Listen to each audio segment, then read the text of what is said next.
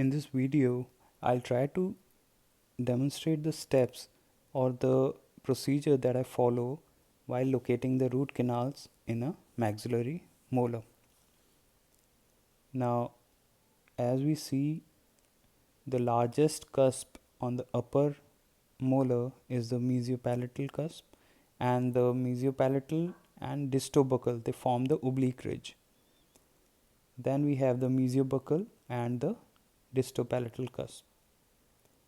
So when I start with the access opening, although in the books it is mentioned that the access opening is to be started on the mesial side of the tooth, however, I have found that in Indian population particularly, I would always try to start from the center of the tooth, exactly center of the tooth, and as shown with the arrow from the center of the tooth, I move towards the mesiobuccal cusp, and in the center of the cusp, right below the center of the cusp, I find the mesiobuccal canal.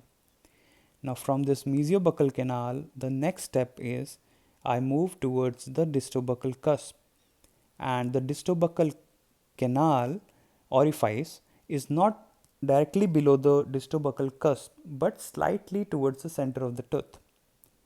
Now from that I move towards the palatal area, and below the palatal cusp, right at the center of the mesiopalatal cusp, I find a large palatal canal.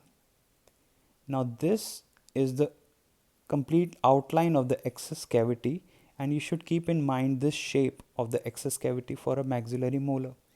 Now let me demonstrate you how to find the mesiobuccal second canal.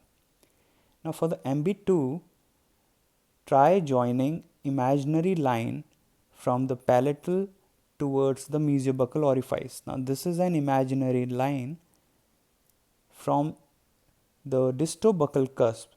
You form a perpendicular line on this line.